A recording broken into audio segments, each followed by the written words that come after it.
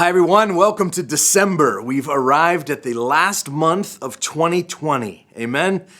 Whew, what a year. I read a funny tweet last week that said, whoever asked Santa for more family time last year does not get a wish this year. I thought that was good. But as we head into December 2020, we've grabbed a hold of a phrase here at Grace that just says, hope for 2021. And I love that. And when our team went online a couple months ago to find a domain name and a web address that had something to do with hope and 2021, and they immediately found that hope2021.com was still available for next to nothing, like we knew the world had reached a very dark place. And so we now own it because we believe that hope for 2021 can begin right here and right now. And we have some incredible initiatives that I'm going to draw your attention to before the end of my message that are going to allow us to be hope bringers this month. And why do we need hope? Well, I would summarize the state of our world right now with one word: chaotic. There has been chaos with the elections, chaos with how we deal with COVID, chaos with how we deal with racial injustice. And with our current 24-hour news cycle, everyone has an opinion. And they can jump into the fray immediately on social media, which causes even more chaos, down to the level of family and friends. And there's this mentality that says, if you're a true Christian, well, then you need to speak out and stand up for whatever I think is most important, be it abortion or mask wearing or police brutality or immigration reform or who should be president. I mean, fill in the blank. Unless you take a stand on my pet issue, unless you post about it, unless you rage about it, well, then you're weak and maybe even immoral. Definitely not a true Christian if you don't do those things. And it begs the question in this hypercharged environment, what's a Christian to do? Well, what should our posture be toward this culture? How should we respond to the chaos? And over the years, Christians have taken a variety of approaches toward culture. So some just want to hide from culture. Like the news has made them numb and they just want to retreat into a little Christian cocoon and close their ears to what's happening, stick their head in the sand. And they're thinking, the Amish are onto something here, right? Christians should hide. Start our own subculture with our own music and our own language and our own rules so we never have to interact with all those bad people out there ever again. Forgetting Jesus' words that Christians are called to be salt and light. Well, that's one approach. Another approach is to fight with culture, to engage in a culture war, to take up whatever cause they're passionate about and shout it from the rooftops. That the world is bad, they say, and we need to fight against it. And to this person, everything becomes persecution. Wearing a mask is persecution. Worshiping remotely to protect the vulnerable is persecution. There's always a war to be fought, and true Christians are the soldiers. Forgetting that while Peter was taking up arms against the enemy, Jesus was busy reattaching ears and saying, Peter, that's not the kind of kingdom we're running here. Still, others might say, well, it's not worth a fight. But I'm also not going to hide from culture either. And so I'm just going to blend in. I'm just going to conform to culture. They just adopt the world's values. And so there's nothing that distinguishes them as a Christian or sets them apart from anyone else in terms of how they approach marriage or how they work or how they approach money or morality. They just float along in the tide of culture, happy to not rock the boat. Forgetting that Jesus said we are in but not of the world. We are part of the world, but we must remain uncorrupted by its influences, holy and separate and set apart. And so what are we to do? Well, I believe that the Bible offers another way. And I think you and I are longing for another way, aren't we? We don't want to hide. We don't want to fight. We don't want to conform. And so what do we do? And I think there are two words that hold the key: redemptive engagement. That is, engaging with our world, in our culture, in such a way that helps God to redeem it. And so we do that by celebrating what's admirable. Like when we see good happening, whether it's overtly Christian or not, we celebrate it. And then we restore what's broken. We bring solutions to the table when there are problems in our community. And then we put our shoulder to the plow to solve them. Like when we see inequality, we stand for equality. When we see injustice, we become a force of justice.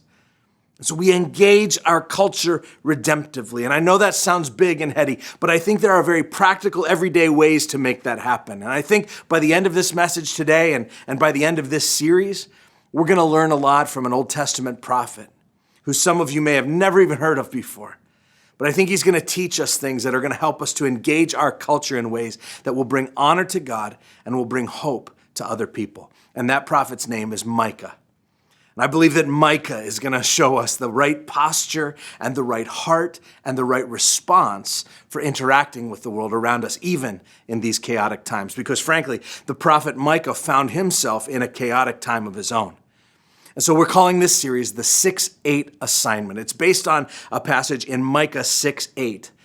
And because if we're going to properly engage with the world around us and bring hope, I think it's going to involve an assignment from God of some kind. Now, this is a series that I first preached back in 2015.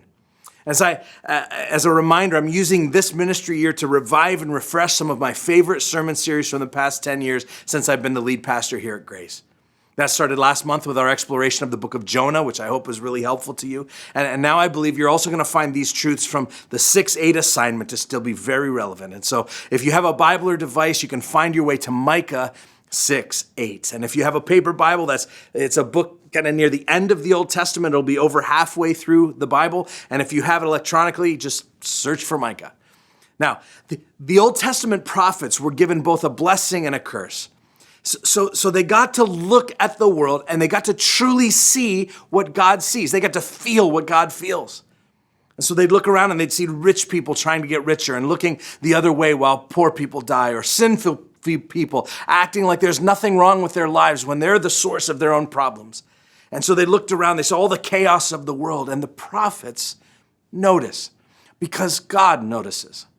And one of those prophets was named Micah. And he also had the blessing and the curse of noticing, of feeling the heart of God.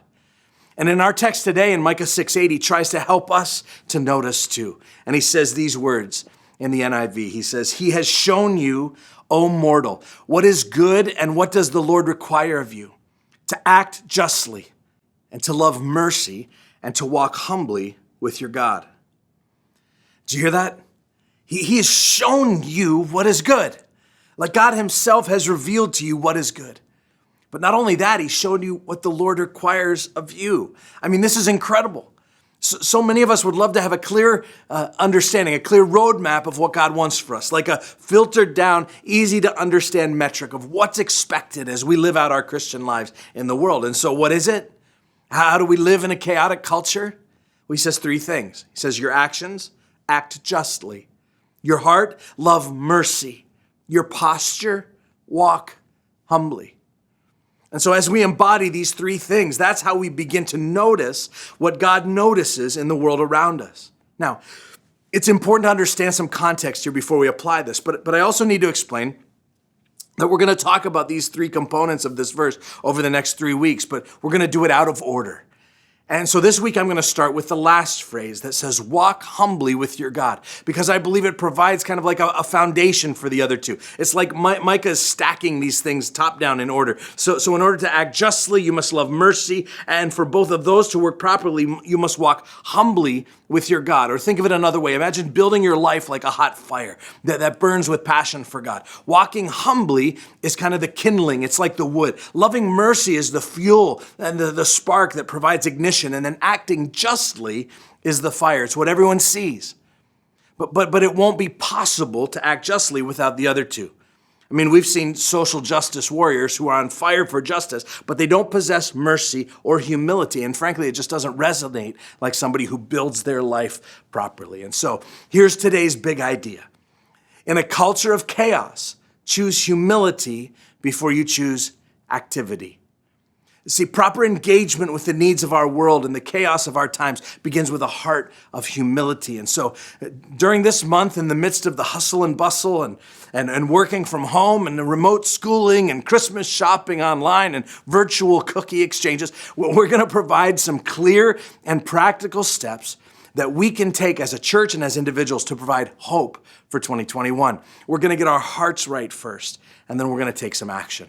We're going to go beyond just being keyboard warriors, beyond social media outrage. We're going to try to make our actions match our beliefs. Because as Brennan Manning once said, the greatest single cause of atheism today is Christians who acknowledge Jesus with their lips, then walk out the door and deny him by their lifestyle. And so it's so helpful when the Bible gives this kind of clear, succinct description of God's expectations. This verse, Micah 6:8, has been called a one-line summary of the whole of God's agenda for us. You see, God's pattern in the Old Testament was that when his people strayed away from their faithfulness to him, he would often send them a prophet to warn them, to point them again to true north before God's punishment would come to them. And so in this case, God sends Micah, a country prophet in the 8th century BC. He was calling for a return to faithfulness from God's people. And Micah delivered these 3 commands that would bring them back to center. And I pray they would do the same for us. Because I would imagine there are some of you who have fallen away from your faith. And you need to hear a similar word from God. Maybe you've walked away from him in big ways or maybe in small ways. Maybe the circumstances of your life have caused you to turn your back on God in your actions or in your words or in your attitudes. Well, Israel had turned their back too. And so the prophets would come in and they would come along and they would call people back to God. And they were often creative with kind of object lessons as they did this. And so Micah creatively frames this chapter, chapter 6 of Micah, as a courtroom scene in which God is basically suing Israel for a breach of contract. He's bringing charges against them for violations on their end of the relationship. And so I want you to go back to the beginning of chapter 6 here, and I want you to imagine, if you will, a courtroom with a judge and a jury and some witnesses and a defendant and a victim and a prosecuting attorney. And so the judge, played here by the prophet Micah, he begins the trial and he calls for God, who is the prosecuting attorney, to come and make his case. And so verse 1 of chapter 6 says this. It says, "Stand up, plead my case before the mountains. Let the hills hear what you have to say." And so here we have the mountains and the hills, who are both the witnesses and the jury. The mountains and the hills are unbiased. I don't know if you've ever tried, but you can't bribe mountains. And like a surveillance camera, they never sleep. They've been watching this whole thing unfold. Look at verse 2. He says, "Hear you mountains, the Lord's accusation. Listen, you everlasting foundations of the earth, for the Lord has a case against his people. He's lodging a charge against Israel." Now, the actual charges against Israel are found elsewhere in Micah and later on in chapter 6, but they include things like dishonest business practices and oppression of the poor and lying and idolatry. But the scene now takes a turn. And instead of listing out, his actual charges, God's demeanor dissolves from accusatory to broken. He shifts from prosecutor to victim. He can't believe his people have treated him this way because all he has done is love them. Listen to God's pleading for his people to remember his love in verses 3 and 4. He says, "My people, what have I done to you? How have I burdened you? Answer me. I brought you up out of Egypt and I redeemed you from the land of slavery. I sent Moses to lead you and also Aaron and Miriam." And so God's saying here, how could you turn on me after all I've done for you? I've been faithful to the covenant, but you're the ones who haven't been faithful to me. And again, some of you are in this same place today. God has been faithful to you, but you've walked away from him. And so now the defendant speaks. Israel responds to God's accusation, and it has kind of a confessional tone. Israel is acknowledging that they've fallen away, and they want to come back, and they say, okay, we're guilty as charged, but now what do we do? Look at verse 6. It says, "With what shall I come before the Lord and bow down before the exalted God? Shall I come before him with burnt offerings, with calves a year old? Will the Lord be pleased with thousands of rams, with 10,000 rivers of olive oil? Shall I offer my firstborn for my transgressions, the fruit of my body for the sin of my soul?" They realize their guilt, and so they start asking the question, well, what do we need to do to make this right? What does God require? And their conclusion is they say, well, it must be some sort of religious activity. It must include things like bowing down or burnt offerings or maybe even their firstborn child. But their assumption here demonstrates an incomplete understanding of life with God. You see, it's not enough to reduce our life with God to religious activity and then ignore how we're actually living. We think our relationship with God is measured by what we do on Sunday when it's actually measured by how we live on Monday through Saturday. And listen, religious practices are fine, but the Bible says they're actually detestable to God if at the same time we're not also loving our neighbor. See, God's concerned about your transformed heart. He's on to your superficiality. He knows that you can make yourself look spiritual on the outside while your underlying behaviors don't change. And so he's not satisfied with your rituals and your liturgies when your heart remains corrupt. So we have to do the heart work first. Remember our big idea: choose humility before you choose activity. This is the starting place. And the announcement is about to come from our courtroom. So Israel's asking God, what can we do? What do we do to make this right? And the verdict of chapter 6 is issued, and God's demands are made clear. And he says, it's not the sacrifices or the rams or the calves or the fruit on the altar that I want. I want your heart to reflect my heart. He said, I'm not hung up on the worship services and the Bible studies and the obligatory charity work. No, but here's what I do require. And so our verse today is the culmination. It's the verdict of this chapter. Look at verse 8. It says, he has shown you what is good, and what does the Lord require of you? To act justly, and to love mercy, and to walk humbly with your God. To act justly simply means to make wrong things right. God wants us, when we see something that's unjust or not right, to work to make it right. It's part of our Christian responsibility. And to love mercy simply means to love people beyond what they deserve. And so we'll talk about those in the next couple of weeks, but that's the outflow of a humble heart. And I would just ask you, in your day-to-day, week-to-week life, have you given any thought to these things? Are you giving any thought to making wrong things right and to loving people beyond what they deserve? What's your Micah 6:8 assignment? Because I believe that God is going to use this month to assign each of us an act of justice or an act of mercy or compassion that we're supposed to step into. The assignment is not for anyone else, but it's for you. Because it's not just your church attendance or your giving of offerings or your taking communion that defines your faith. It's how you walk through your day-to-day life and how you interact with the world around you that's important. Act justly, love mercy, and walk humbly with your God.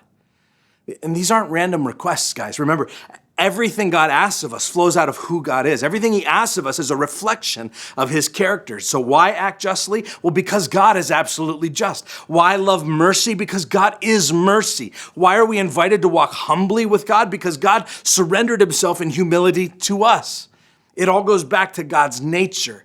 And so before you accept your assignment, before you rush out to your redemptive engagement, remember, before you choose activity, you need to choose humility. That's the starting place.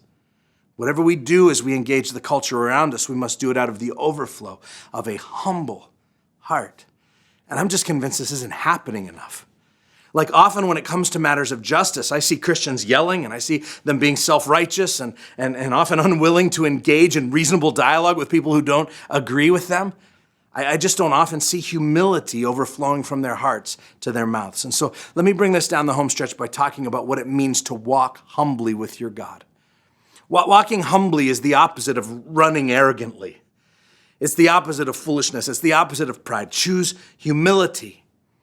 Did you know that there was a humility revolution in the middle of the first century, right around 33 AD? Do you know what happened then?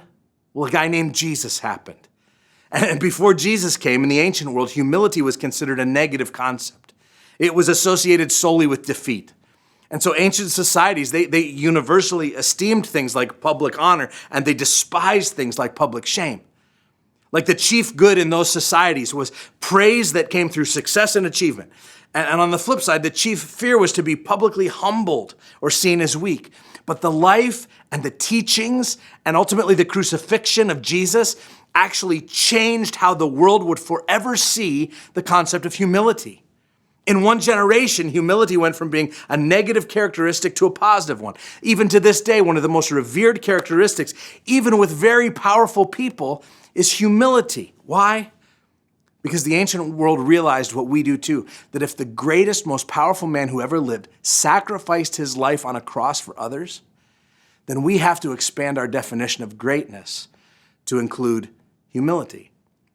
In his insightful book, Humilitas, John Dixon defines humility as simply this: it's the noble choice to forego your status and use your influence for the good of others. It's simply to hold your power in service of others. That's true greatness. And so our passage today calls us to walk humbly. And so how do we walk humbly in this chaotic world? How does humility help us to redemptively engage the culture around us? How do we develop a posture that will help us to walk humbly with our God? And so I want to look at 2 ways to choose humility in a culture of chaos. Here's the first. It's to recognize God's control and your dependence. Now, this is more of a mindset thing, but one of the keys to walking humbly with God is to continually acknowledge the fact that He is big and you are small.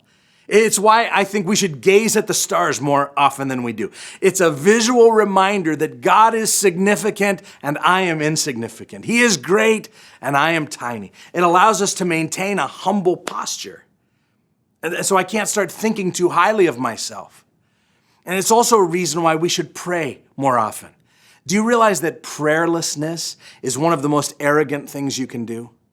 That failing to pray is basically declaring, I can do this on my own. I don't need God. But when we pray, we're acknowledging, God, I need you for all things. I need you at every turn. I need you in this very moment. When you start to recognize how big God is, you'll also start to acknowledge that any wisdom, any strength, any advantage, any opportunity that you've been given have come from Him and not from your own efforts or your own cleverness. Like He's the one that created your life and He's the one that ordains your steps. 1 Corinthians 4:7 says, well, what do you have that you did not receive? Like if then you received it, why do you boast as if you did not receive it? Like everything you have, you've received from God. You could have been born somewhere else. And you say, yes, but I'm smart and I worked very hard for what I have. But you didn't give yourself a brain or hands. You received those. Like I didn't choose my skin color. I received it. I didn't choose this chiseled physique, these dashing good looks. It's a burden I carry every day. But I chose none of it. Okay, I'm stretching it out. But I could have been born in a third world country. I could have had no education. I could have had physical deformities of some type. Yet I've received so many advantages from God, and still there are so many times I give myself credit for all of it. And when I forget that I'm dependent upon Him for everything, including my next breath, when I forget how big and powerful He is, I can become arrogant and self-reliant. And when I'm filled with arrogance, guess what? I will never be able to act justly. I will never be able to love mercy. Why? Because I'm not walking humbly with my God. I'm walking in my own pride. And James 4:6 says, God opposes the proud and gives grace to the who? To the humble. I was in a canoe with my son Chase one time on a lake in Minnesota. And a heavy Midwestern wind kicked up, and it blew against us as we were trying to row home across the lake. Now, I'm a pretty strong guy. I couldn't move that little boat an inch with that wind opposing us. Well, we eventually had to actually drift backwards against the closest shore and walk the whole way around the lake back to get home. That's a picture of what life is like for the proud. God will be opposing you so that you can't move. Jesus put prideful people on notice when He came. People who think that they made it all by themselves and can't be bothered with all the little struggling people around them. It's just too depressing for them. It's too inconvenient for them. They're going to say, well, I climbed to the top of my profession, so everyone else should stop whining and get yourself bootstraps pulled up and climb the ladder like I did. God opposes the proud. And you might not feel like it right now, but you are totally dependent upon Him, the God of the Bible. And so if you've allowed 1 ounce of arrogance to come into your spirit or an ounce of hardness to come into your heart toward marginalized people, humble yourself before God, and He will begin a new work in your life this December. Recognize your dependence upon God for everything that you have. Never look down on those who have less. It wasn't your great brilliance that got you where you are. It was God's blessing. So walk humbly by acknowledging God's control and your dependence. But there's a second way to choose humility in a culture of chaos. It's this. It's to let your walking do your talking. People who are arrogant do the talking. People who are humble do the walking. They let their actions speak for themselves. There's an old phrase that says humility isn't thinking less of yourself, it's thinking of yourself less. And what's implied there is that when you're thinking of yourself less, it allows you to actually think of others more. And so one of the critical ways that you can choose humility is to walk out your faith by serving others, thinking of their needs and then meeting them. One of the things I love most, and I'm so proud about Grace Church, is your passion for serving other people. Just even recently, there have been a few requests that have gone out on our social media pages or life groups that said, hey, there's a family who needs something, or there's a family who was displaced by a fire or whatever.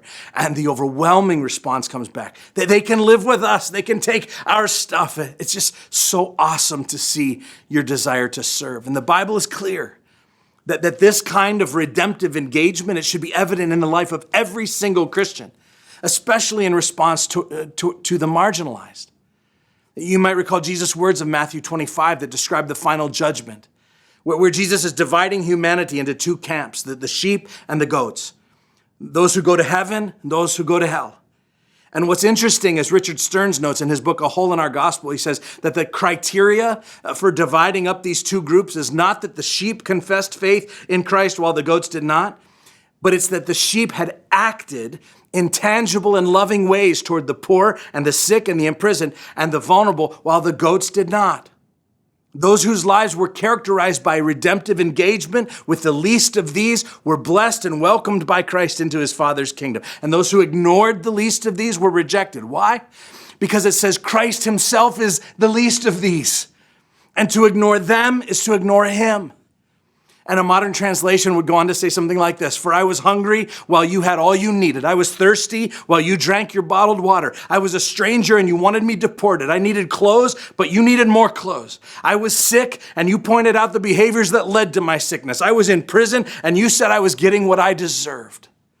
And I want to be clear that serving others like this doesn't mean that we're saved by piling up enough good works to get into heaven. No, but it does mean that any genuine commitment to Christ will be accompanied by actions toward the needy that don't go ignored. And that they give evidence, these actions, of a truly transformed lives. One of the great antidotes to pride is serving others. And so we began our treatment of Micah 6:8 today by looking at this heart of humility. And that's going to lay a foundation for us to love mercy and to act justly. And once our hearts are right, there are so many causes of justice and mercy to address.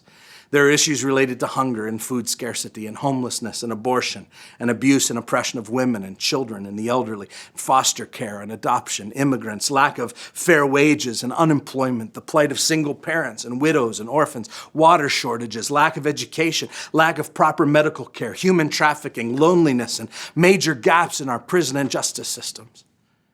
You know, I said at the beginning that prophets like Micah were the ones who noticed. They're the ones who saw what God saw and felt what God felt. My hope this month is for us as a church, for us as individual Christians, is that we would notice too. Like when Jesus was here on this earth, where did he walk? Do you remember? Among the elite, among the rich and powerful? No, he walked among the marginalized. He walked toward the dark places, not around them like I'm inclined to do. And so if you follow Jesus, guess what? You'll walk among the marginalized too. Why? Because Jesus will lead you there. Because that's where he walks. Walk humbly with your God, as our passage says. Now, by way of a next step today, I want you to ask God a simple question. The question is this: what's my assignment? 2 Chronicles 16:9 says, for the eyes of the Lord search the entire earth to strongly support those whose hearts are fully committed to him.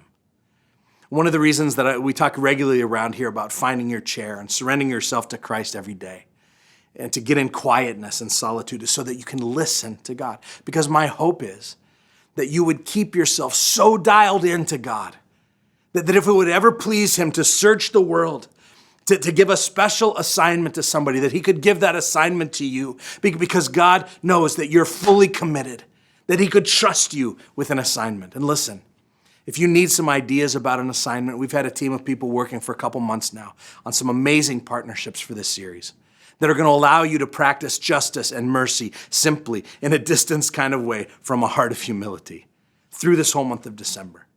Anyone, anywhere can participate in this. You can just head over to that website I mentioned earlier, hopefor2021.com, and you'll see a really cool interactive way to take an ornament off of a virtual Christmas tree and put it in a virtual little box, and there you'll find a form to help you to commit to be a blessing to people needing hope in our community this Christmas season. One of the ways that you can give is by giving a new coat or some new hats or gloves to climate changers. Climate Change is an amazing organization that helps former inmates as they re-enter society. But they also generally serve the community by providing new coats to adults and kids in need in the wintertime. So you can provide a coat, or you can also address the incredible need for diapers among people struggling financially. Do you know that diapers are a major gap in all major assistance programs? And some families in our own community are literally choosing between food on the table and diapers for their children. And so we're partnering with an amazing organization called the Diaper Depot. All diaper sizes are needed, but the greatest need is sizes 4 through 7. So when you pick an ornament off that virtual tree, or more than one, you can choose to give a coat or to give diapers. And there's one more organization that I want to mention. It's the Bear Foundation, who works with foster children and parents. And this year, through Grace, we're hoping to provide Christmas gifts to the approximately 90 foster kids in their program this year in our community. Now, this one needs to happen more quickly by December 14th, and we're working mostly through our life groups for this. But if you'd like to participate with gifts or gift cards for foster kids, you can go to the About section of that Hope for 2021 website and find out more information there. But would you ask God, what's my assignment? As we together as a church pursue the 6-8 assignment from Micah 6:8. I love you guys. God bless.